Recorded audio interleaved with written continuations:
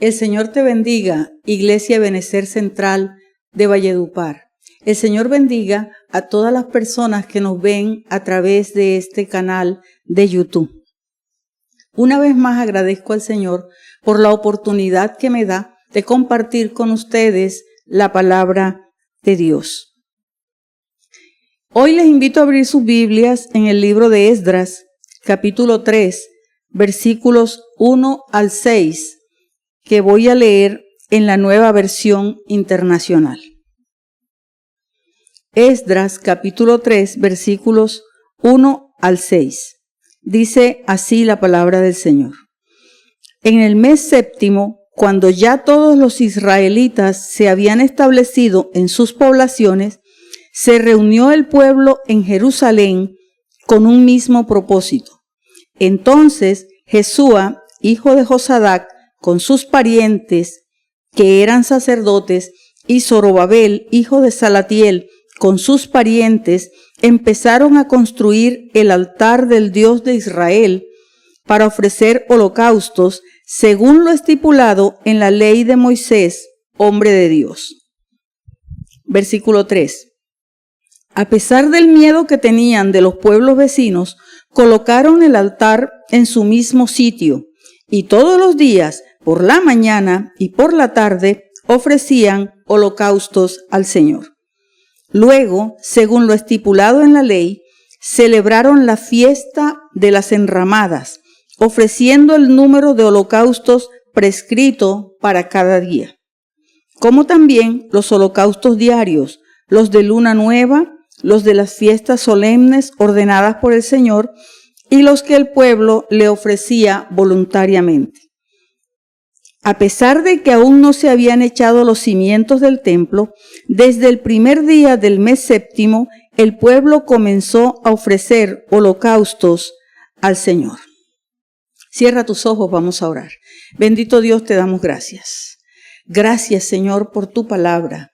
Gracias, bendito Dios, por la oportunidad que nos das de estudiarla, de aprender de ella. Te damos gracias por tu Espíritu Santo que nos ayuda en ese propósito. Colocamos, Señor, esta palabra que acabamos de leer delante de ti, para que tu Espíritu Santo nos recuerde toda la enseñanza que tú has dado a tu pueblo a través de ella. En el nombre de Jesús. Amén y amén. Este pasaje que acabamos de leer corresponde al momento en el cual el pueblo de Israel regresó del cautiverio en Babilonia. Pero, a manera de introducción, hagamos un repaso que nos permita ubicarnos y recordar cómo llegó el pueblo de Dios a estas circunstancias. Ese repaso nos va a ayudar a ubicarnos bien en el contexto bíblico e histórico. El cautiverio en Babilonia duró 70 años. Y ese fue el tiempo de preparación que Dios dispuso para que su pueblo estuviera listo para la tarea de restauración. La tarea de restauración era grande, pero los líderes de Israel sabían que debían iniciar restaurando un lugar para adorar a Dios, para rendirle culto al Señor. Y por eso este mensaje se llama Restaurando el altar. Porque el altar fue lo primero que restauraron. Comencemos entonces con ese repaso por la historia de Israel. Desde antes de entrar a la tierra prometida, el Señor le había advertido a su pueblo, allá en el libro de Deuteronomio, capítulo 28, donde están las bendiciones a la obediencia y las consecuencias de la desobediencia. El Señor les había advertido que si no obedecían, Jehová te llevará a ti y al rey que hubieres puesto sobre ti, a nación que no conociste, ni tú ni tus padres, y allá servirás a dioses ajenos, al palo y a la piedra. Ese es el versículo 36 de Deuteronomio 28. El pueblo de Israel entró a la tierra de Canaán, la tierra prometida, bajo el liderazgo de Josué. Tomaron la tierra y se ubicaron en el territorio de acuerdo con sus tribus. Pero luego de la muerte de Josué, fueron gobernados por una sucesión de jueces por alrededor de 180 años, hasta que, bajo el gobierno del último juez, Samuel, el pueblo pidió un rey. Entonces comenzó el tiempo de los reyes en Israel. Hay un periodo de tiempo de esos reyes que se llamó el Reino Unido y duró unos 100 años más o menos y tuvo como reyes a Saúl, David y Salomón. Pero durante el reinado de Roboam, hijo de Salomón, el reino se dividió. Reino del norte o reino de Israel, que reunió 10 tribus, y reino del sur o reino de Judá, donde se congregaron las otras 2 tribus. En cumplimiento de la palabra del Señor, el reino del norte fue llevado al cautiverio por los asirios más o menos alrededor del año 721 a.C. y nunca más regresaron a su tierra, nunca más volvieron a ser nación. Más adelante ocurrió lo mismo al reino de Judá. También fueron llevados a cautiverio, pero esta vez a Babilonia, entre el 607 y el 605 a.C. Pero en el año 586, un poco más adelante, el rey Nabucodonosor arrasó con Jerusalén, destruyó la ciudad y destruyó el templo de Jehová, Dios de Israel. El profeta Jeremías había advertido sobre ese cautiverio en Babilonia y también había dicho cuánto tiempo duraría ese exilio. Jeremías 29:10 dice que ese tiempo sería de 70 años. Jeremías 29:10 dice así: porque así dijo Jehová, cuando en Babilonia se cumplan los 70 años, yo os visitaré y despertaré sobre vosotros mi buena palabra para haceros volver a este lugar. Durante esos 70 años en Babilonia no hubo templo para adorar a Dios, no hubo sacrificios, no hubo sacerdocio, o por lo menos en la forma en la que Israel estaba acostumbrado al sacerdocio, porque allí no había templo para ministrar. Cada uno debía escoger ser fiel al Señor en lo íntimo, en lo personal, como lo escogieron Daniel y sus amigos Sadrach, Mesach y Abednego, como lo escogió Esther, como lo escogió Mardoqueo, como lo escogió Esdras, como lo escogió Nehemías y otros más que de pronto la Biblia no menciona. En esos 70 años en Babilonia, los judíos encontraron otras formas de congregarse para mantener la fe. Surgieron entonces las sinagogas y la figura del escriba tomó una importancia, porque las sinagogas fueron un lugar para estudiar las escrituras, para mantener viva la fe en el Dios de Israel. Y los escribas se convirtieron en una especie de abogados especializados en la ley de Dios. Eran las personas que transcribían las escrituras que ellos conocían hasta el momento. Y en ese periodo se sentaron entonces las bases del judaísmo moderno, o sea, del judaísmo con el cual Jesús se tropezó en su ministerio terrenal. El Señor permitió esos 70 años para que su pueblo aprendiera a buscarlo de corazón. Jeremías 29, versículos 12 y 13, el Señor ya lo había dicho. Entonces me invocaréis y vendréis y oraréis a mí, y yo os oiré, y me buscaréis y me hallaréis, porque me buscaréis de todo vuestro corazón. Y el pueblo fue llevado al cautiverio, tal como Jeremías lo había dicho. Pero entonces, después de los 70 años, en cumplimiento de otra profecía, en este caso del profeta Isaías, y eso lo encontramos en Isaías capítulo 44, versículo 28 al 45, versículo 7, usted lo puede leer allí en su casa. El Señor levantó a Ciro como rey en el imperio persa para dar libertad a su pueblo. Ciro entonces emitió un decreto que decía así: así ha dicho Ciro, rey de Persia: Jehová, el Dios de los cielos, me ha dado todos los reinos de la tierra y me ha mandado que le edifique casa en Jerusalén, que está en Judá. Quien haya entre vosotros de su pueblo, sea Dios con él, y suba a Jerusalén, que está en Judá, y edifique la casa a Jehová, Dios de Israel. Él es el Dios, la cual está en Jerusalén. Eso está en Esdras, capítulo 1, versículos 2 y 3. También está en Crónicas. Según ese pasaje que acabamos de leer, el propósito del retorno era reconstruir el templo del Señor que estaba en Jerusalén, el templo, la casa del Dios de Israel. Eso requería desplazarse desde Babilonia hasta Jerusalén. Todo el que quisiera participar de ese proyecto de reconstrucción, de restauración, debía volver a Jerusalén, al territorio de Israel. Tenía que tener el propósito de viajar hasta allá para edificar la casa de Jehová, Dios de Israel, que estaba en Jerusalén. No era en otro lugar. La Biblia dice entonces que se levantaron todos aquellos cuyo espíritu despertó Dios para subir a edificar la casa de Jehová, la cual está en Jerusalén. Eso está en Esdras capítulo 1, versículo 5.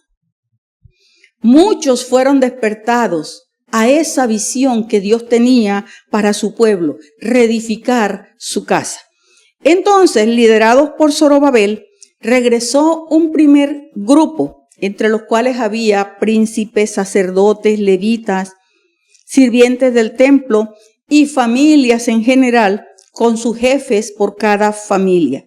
Y era tan fuerte el propósito que los unía, que la Biblia dice que se portaban como un solo hombre para enfrentar esa tarea.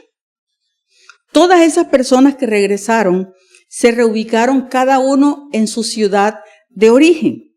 Y una vez establecidos, una vez que ya tomaron posición en sus casas, se dispusieron a comenzar la tarea de restauración del templo, que era lo que habían ido a hacer. Y entonces, según nos dice Esdras 3:1, se reunieron en Jerusalén en el mes séptimo, como hemos leído. Pero volvamos a leer esta escritura. En el mes séptimo, cuando ya todos los israelitas se habían establecido en sus ciudades, se reunió el pueblo en Jerusalén con un mismo propósito. Escogieron el mes séptimo porque en el calendario de fiestas religiosas de Israel, ese mes era como el mes de junio aquí en Colombia. Hay una gran cantidad de días feriados, una gran cantidad de fiestas. Este año por lo menos tenemos 3 lunes feriados en nuestro calendario del mes de junio. Entonces era el momento apropiado para comenzar a restaurar luego de 70 años de cautiverio en Babilonia. 70 años alejados del sitio que era el centro de la vida religiosa y de la vida nacional de Israel. Como dije al principio, esos 70 años fueron el periodo de preparación que el Señor permitió para colocar en su pueblo la disposición de enfrentar la tarea de reconstrucción, de restauración. Creo que el Señor permite periodos de prueba en nuestra vida, en la vida de la iglesia, con el fin de prepararnos para reconstruir algo que el Señor quiere que reconstruyamos, para poner su visión en nuestras vidas y que cumplamos el propósito que Él tiene para nosotros y para su iglesia. Por eso se hace necesario que pensemos, en primer lugar, en restaurar el altar. Y por eso, como ya dije, este mensaje se llama Restaurando el altar. Entonces, volviendo a los judíos que regresaron del exilio en Babilonia, veamos cómo fue que ellos emprendieron la tarea de restauración del altar. Para restaurar el altar, el Señor colocó líderes que comprendieran lo que el Señor tenía para su pueblo en ese momento de la historia de Israel, porque era necesario restaurar la visión. Leamos de nuevo el versículo 2. Entonces se levantaron Jesúa, hijo de Josadac, y sus hermanos los sacerdotes, y Zorobabel, hijo de Salatiel, y sus hermanos, y edificaron el altar del Dios de Israel, para ofrecer sobre él holocaustos, como está escrito en la ley de Moisés, varón de Dios. Dos personajes fueron importantes en ese proceso de restauración, Josué y Zorobabel. El liderazgo de ellos fue necesario para contagiar a los sacerdotes y al pueblo en general de la visión que Dios tenía de reconstrucción para su pueblo. Ya el Señor la tenía determinada. Había que contagiar al pueblo, había que contagiar a todos de esa visión. Josué, hijo de Josadac, es llamado también Jesúa. Es el mismo Josué que mencionan los profetas Ageo y Zacarías. Fue el primer sumo sacerdote después del exilio. Y como era de esperarse, fue el primero que se levantó como líder entre sus hermanos, los sacerdotes. Zorobabel, hijo de Salatiel, era del linaje de David. Él encabezaba el grupo de los príncipes y fue nombrado gobernador de la provincia de Judea por Ciro, rey de Persia. Estos dos hombres, Zorobabel y Josué, fueron los líderes naturales de Israel en ese momento, del pueblo de Dios en ese momento, en la reconstrucción. Fueron los líderes que el Señor colocó al frente de esas personas que se unieron para reconstruir. Ellos escogieron comenzar la tarea restaurando el altar porque entendieron varias cosas. Entendieron que restaurar el altar era lo más rápido y era lo más fácil de hacer antes de emprender la reconstrucción del templo, que les tomaría más tiempo, más trabajo. También entendieron que puede haber altar sin templo, pero no templo sin altar. Por eso se enfocaron primero en restaurar el altar. Pero sobre todo, ellos entendieron que lo más urgente era restaurar su relación con Dios, la relación del pueblo con Dios. Y esa fue la razón por la que se dispusieron a restaurar el altar primero. Porque en un altar ocurren dos cosas.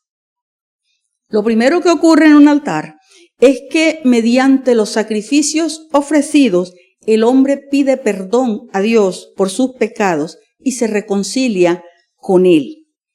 Y lo segundo que ocurre en un altar es que allí el hombre se encuentra con Dios.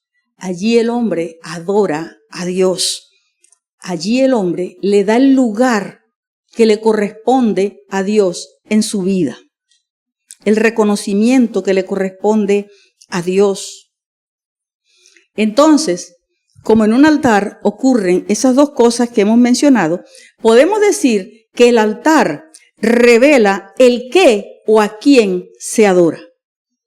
El altar revela el qué o a quién se adora. Y una vez que tuvieron claro lo que debían hacer, entonces estos líderes, junto con el pueblo, se dedicaron a restaurar la adoración. Leamos de nuevo el versículo 3. Y colocaron el altar sobre su base, porque tenían miedo de los pueblos de las tierras, y ofrecieron sobre él holocaustos a Jehová, holocaustos por la mañana y por la tarde. Colocaron el altar sobre su base.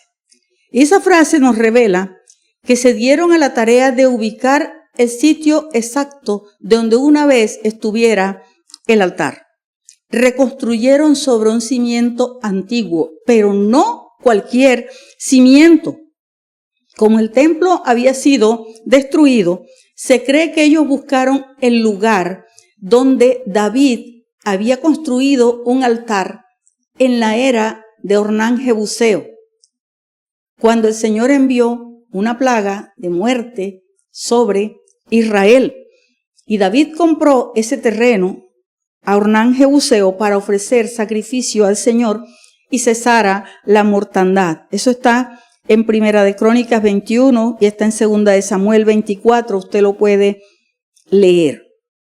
Luego, en ese mismo lugar donde David hizo ese sacrificio, fue construido el templo. Así lo dice Primera de Crónicas 22:1. Y dijo David: aquí estará la casa de Jehová Dios, y aquí el altar del holocausto para Israel. Entonces no era cualquier lugar el que ellos buscaron para reconstruir ese altar después de esos 70 años de exilio en Babilonia.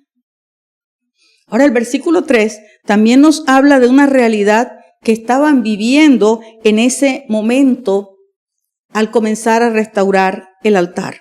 Y esa realidad era el miedo. Pero a pesar del miedo que tenían de los pueblos vecinos, colocaron el altar en su mismo sitio, dice el versículo que acabamos de leer.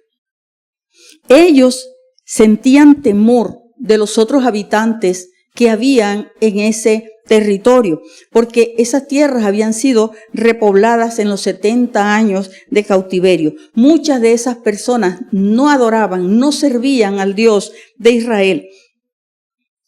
Y el pueblo judío tenía razones para tener miedo, porque mire lo que nos dice el mismo libro de Esdras más adelante en el capítulo 4, versículo 4. Dice que el pueblo de la tierra intimidó al pueblo de Judá y lo atemorizó para que no edificara. Sin embargo, a pesar del miedo, restauraron el altar y sobre él comenzaron a sacrificar holocaustos, a ofrecer holocaustos a Jehová, holocaustos por la mañana y por la tarde, como acabamos de leer. Eso significa que comenzaron a adorar al Señor conforme estaba establecido en la ley de Moisés. Israel ofrecía holocaustos para adorar al Señor. Pero para nosotros, en el tiempo de la gracia, cuando hablamos de altar, necesariamente estamos ante la cruz de Cristo, porque allí, en esa cruz, donde Cristo ofreció su vida por nosotros, por nuestros pecados, allí es donde debemos adorar. Allí hemos sido reconciliados con Dios. Allí ante esa cruz, ante el sacrificio de Cristo, en ese lugar es donde rendimos nuestra mejor adoración. Allí es donde debemos llegar postrados a dar gracias por ese sacrificio tan grande que Cristo hizo en la cruz, donde tomó nuestro lugar y murió por cada uno de nosotros allí. Allí, ante el altar, se revela a quién adoramos de verdad. Por eso es necesario restaurar primero el altar, porque puede haber altar sin templo, pero no templo sin altar. De la misma manera sucedió con los judíos cuando comenzaron a reconstruir. El enemigo se levantó. Y el enemigo se levanta siempre y amenaza cuando ve nuestra adoración al Señor, cuando ve la adoración delante del altar de Cristo. Pero eso no nos debe preocupar a nosotros.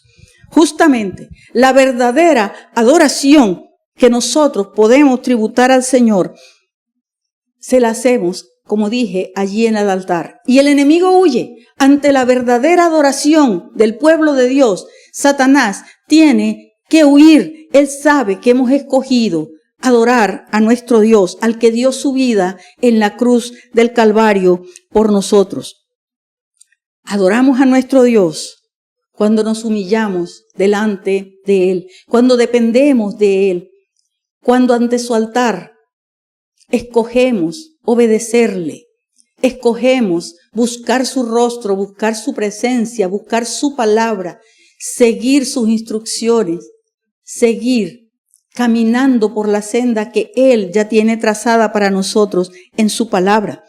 Santiago 4:7, en la Nueva Traducción Viviente, dice así: así que humíllense delante de Dios, resistan al diablo y Él huirá de ustedes. Adoremos al Señor honestamente, con un corazón sincero, humillados en su presencia. Y el diablo tiene que huir. Y una vez restaurado el altar, estos líderes no se podían detener allí. Ellos entendieron que ahora debían trabajar en la restauración del culto. ¿Pero qué es el culto? Definamos qué es el culto. El diccionario dice que el culto es una forma de mostrar devoción, respeto o veneración hacia algo o hacia alguien que se considera divino. El culto religioso, sigue diciendo el diccionario, comprende una serie de ritos, manifestaciones y celebraciones religiosas como forma de homenaje a una divinidad.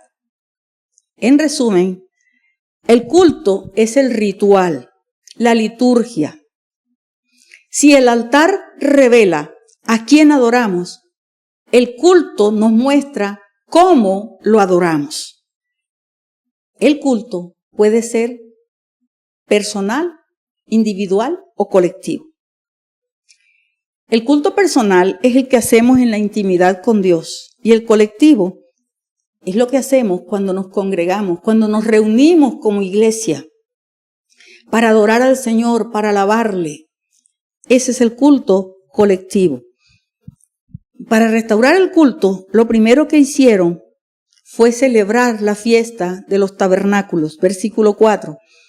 Celebraron asimismo la fiesta solemne de los tabernáculos como estaba escrito, y holocaustos cada día por orden conforme al rito, cada cosa en su día. En el mes séptimo, como ya dije, se celebraban muchas fiestas en Israel, y dentro de ellas se encontraba la fiesta de los tabernáculos o fiesta de las enramadas. En esa fiesta se conmemoraba el tiempo que Israel había estado viviendo en el desierto, en tiendas. Por eso, durante esos 7 días que duraba la fiesta, ellos vivían en tiendas, en enramadas. Y esta fiesta de los tabernáculos era una de las 3 grandes fiestas que celebraba Israel como parte del culto. Y allí ofrecían sacrificios al Señor. Números 29, que es un pasaje extenso, versículos 12 al 34, usted lo puede leer en su casa, dice que cada día de la fiesta, que duraba 7 días, se ofrecían 2 carneros, 14 corderos, pero también 13 becerros el primer día, 12 becerros el segundo, 11 becerros el tercero, 10 el cuarto, 9 el quinto, 8 el sexto y 7 el séptimo. Todo eso además de las ofrendas y las libaciones. La fiesta de los tabernáculos terminaba con un día de santa convocación en el día 8, o sea, el 22 del mes séptimo, donde se ofrecían más sacrificios, más holocaustos, un becerro, un carnero y 7 corderos con sus ofrendas y sus libaciones. Eso está en Números capítulo 29, versículos 35 al 38. Usted tome nota y los lee allí. Pero ellos no se detuvieron en la celebración de la fiesta de los tabernáculos. También restablecieron todas las formas de adoración. Versículo 5. Además de esto, el holocausto continuo, las nuevas lunas y todas las fiestas solemnes de Jehová y todo sacrificio espontáneo, toda ofrenda voluntaria a Jehová.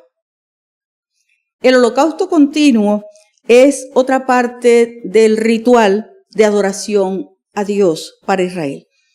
Se trataba de una ofrenda encendida que debía arder en el altar continuamente. No se podía apagar. Ofrecían un cordero por la mañana y otro por la tarde. El altar ardía 24/7. Todo el tiempo, permanentemente. Eso está en Números 28, versículos 3 al 8. Las nuevas lunas o novilunios se celebraban al inicio de cada mes. Eso está en Números 28, 11 al 15. Se ofrecían allí 2 becerros, un carnero y 7 corderos con sus ofrendas y sus libaciones. Pero allí hay una expresión que llama la atención: todas las fiestas solemnes de Jehová. Y eso se refiere a los días de reposo y todas las demás fiestas del calendario litúrgico de Israel, que comprendían la Pascua, la fiesta de los panes sin levadura, la fiesta de las semanas o Pentecostés. Israel tenía un calendario de fiestas de adoración al Señor que era bastante extenso. Y este pasaje nos indica que ellos volvieron a celebrar todas esas fiestas que por 70 años no habían celebrado allá en Babilonia. Y además agregaron una, la fiesta de Purim, que instituyó la reina Esther el día que el Señor libró a su pueblo de las manos de Amán en la corte del rey Asuero en Babilonia. Ahora, ¿cuál era la intención de los judíos al restaurar el culto? La restauración del culto a Jehová mostraba su deseo de volver a consagrarse para el Señor, su deseo de tomar su relación con Dios, de retomarla. Ellos restauraron el culto colectivo, pero correspondía a cada familia restaurar el culto familiar, que era encabezado por cada padre de familia en Israel.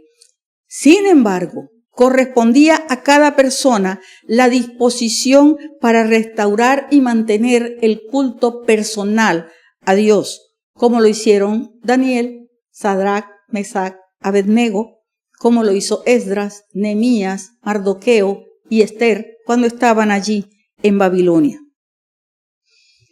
No nos vamos lejos. Hace pocos años, cuando estuvimos en pandemia por causa del COVID, no podíamos reunirnos en culto colectivo. Eso se vio afectado. Sin embargo, utilizando la tecnología que el Señor le ha revelado al ser humano, nos ingeniamos las maneras para seguir siendo iglesia, para seguir adorando al Señor, para seguir reuniéndonos.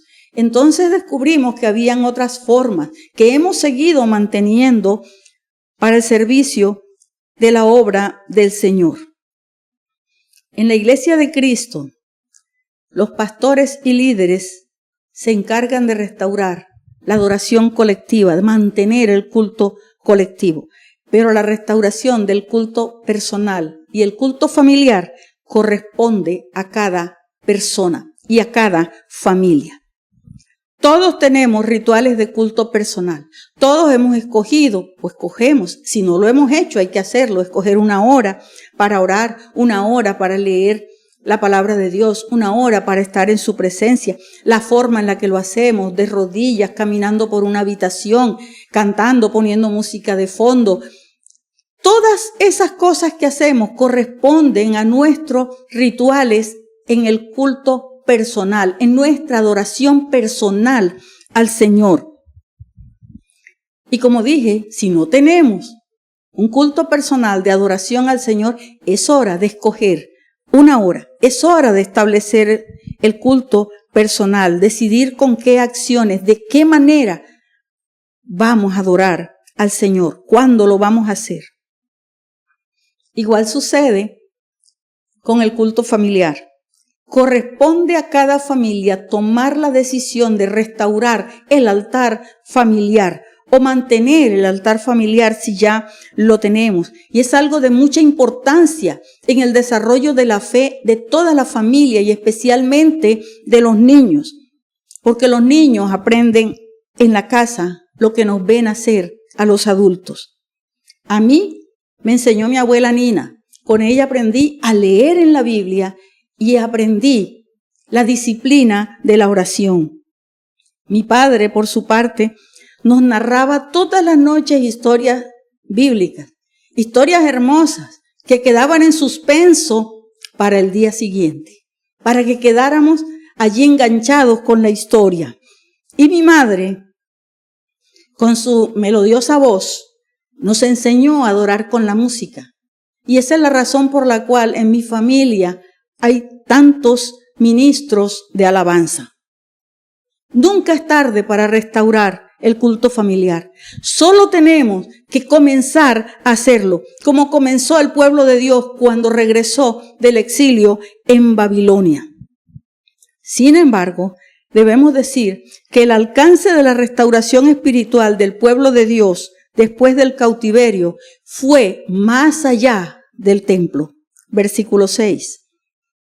Antes de leerlo, vamos a recordar algo. Hemos dicho que una vez restaurado el altar, lo que siguió fue la restauración del culto. Sin embargo, no toda la obra de restauración estaba terminada. Ahora sí leamos el versículo 6. A pesar de que aún no se habían echado los cimientos del templo, desde el primer día del mes séptimo, el pueblo comenzó a ofrecer holocaustos al Señor. Para terminar toda la obra de restauración, de reconstrucción, aún faltaba reconstruir el templo y los muros de Jerusalén. Sin embargo, para el pueblo judío que regresó del exilio en Babilonia, era tan importante restablecer su relación con Dios que no esperaron a tener todas las condiciones para hacerlo. Ellos sabían que no tenían las condiciones, no había templo y no lo tendrían sino hasta 20 años después. Pero ellos no esperaron a esos 20 años para comenzar a adorar al Dios de Israel. Luego de 20 años fue que Zorobabel terminó de construir el templo, lo que se conoce como el segundo templo. Y no fue sino hasta 90 o 93 años más tarde que Nehemías terminó de reconstruir los muros de Jerusalén. Entonces este pueblo no tenía todas las condiciones dadas, las condiciones ideales no estaban, pero ellos comenzaron a adorar al Señor. Ellos restauraron el altar, ellos restauraron el culto a Dios. El pueblo que regresó de Babilonia, trabajando bajo el liderazgo de Josué, hijo de Josadac, y de Zorobabel, hijo de Salatiel, restablecieron la adoración al Señor de todas las maneras posibles, como hemos visto, antes de tener un templo, antes de tener una ciudad amurallada, antes de estar seguros desde el punto de vista humano. Hoy en día hacen falta más líderes de la talla de estos dos hombres que animen al pueblo de Dios a reconstruir todo lo que Satanás ha dañado en nuestras vidas, en las familias. Hace falta también la disposición del pueblo de Dios para restaurar el altar familiar y el altar personal, el culto personal, el familiar y el colectivo. Quiero decir que no hay que esperar a tener todas las condiciones para restaurar el altar, para restaurar el culto personal, para restaurar el culto familiar, la adoración al Señor. A veces queremos esperar a un momento ideal, a que pase algo. Entonces sí, después que pase esto, yo comienzo a congregarme, o después que pase esto, yo comienzo a hacer tal cosa, después que tenga tal edad, después que termine este proyecto, después que termine una carrera, después que haga una habitación para tenerla como altar de adoración en mi casa, o después que yo venza una tentación que es recurrente, un pecado que es recurrente. Le ponemos plazos al Señor. Nos parece que no podemos comenzar a adorar al Señor. Nos parece que no podemos restaurar el altar de adoración, el altar personal y el altar familiar. A eso no hay que ponerle fecha. Eso hay que comenzar a hacerlo ya. Es ya que podemos hacerlo, sin importar si no tenemos las condiciones ideales. Podemos adorar y servir al Señor con lo que somos y con lo que tenemos. En este mismo momento, es momento de comenzar, es momento de restaurar el altar de adoración al Señor. Para concluir, podemos decir que puede haber altar sin templo, pero no templo sin altar. Por eso es necesario restaurar el altar, porque el altar revela a quién se adora. Y si el altar revela a quién se adora, el culto revela cómo se le adora. Es tiempo de restaurar tanto el altar como el culto a nuestro Dios. Te invito a inclinar tu rostro delante del Señor. Te invito a pensar en tu vida como un altar para el Señor. Cierra tus ojos allí, donde estás. Y piensa, ¿a quién estás adorando en el altar de tu vida? ¿Quién ocupa el primer lugar? ¿Quién está recibiendo tu atención en primer lugar? Es tiempo de restaurar el culto personal. Podemos decidir cómo vamos a adorar al Señor. Podemos escoger un horario. Podemos decir, Señor, voy a servirte de esta manera. Decidir qué hacemos. Si oramos, si leemos la Biblia, ayunamos, vigilamos, todas esas cosas las podemos escoger, pero hay que comenzar. Hay que restaurar el altar personal. Hay que mirar nuestras vidas como un altar para el Señor. ¿Qué estamos colocando allí, en ese altar? Y el altar familiar. ¿Qué estás enseñando a tus hijos? ¿A qué Dios están aprendiendo a adorar por lo que ven en tu vida? Piénsalo allí con tus ojos cerrados delante del Señor. Es hora de leer la Biblia juntos, de orar juntos, de buscar el rostro del Señor como familia, porque eso nos dará como resultado familias fuertes, familias unidas en torno al Señor, familias de bendición para el mundo. Hoy te invito a restaurar el altar.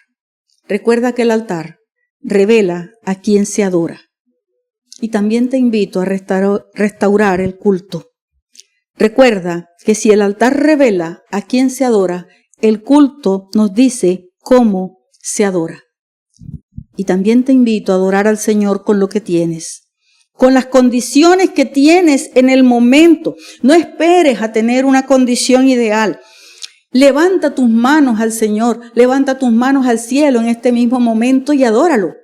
No hay condiciones ideales. Puedes adorar al Señor con lo que tienes, con lo que eres en este momento. Ya mismo puedes adorarlo con lo que el Señor te ha dado, con lo que tú eres para Él. Restaura el altar personal del Señor en tu vida.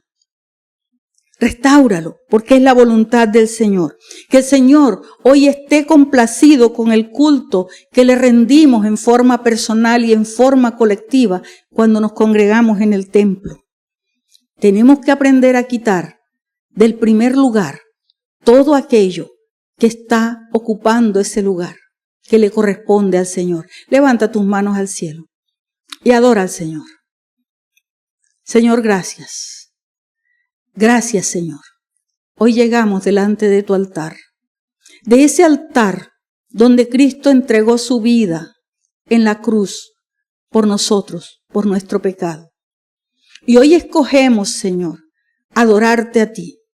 Hoy escogemos, Señor, como escogió tu pueblo después de ese periodo de prueba, después de esos 70 años, durante los cuales los preparaste, Señor. Hoy escogemos restaurar el altar personal y el altar familiar que el enemigo ha destruido por algunas razones.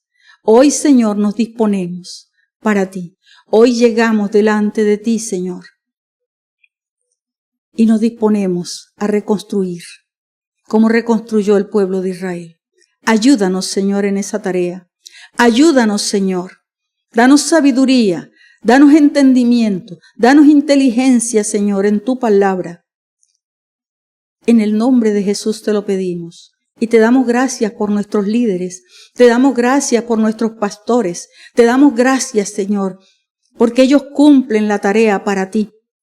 Ellos cumplen la tarea, Señor, de mantener el culto colectivo, de guiarnos, de ayudarnos, de enseñarnos. Te damos gracias por la vida de cada uno de ellos. En el nombre de Jesús. Te damos gracias, Dios, porque la labor de reconstrucción la haces tú, Señor.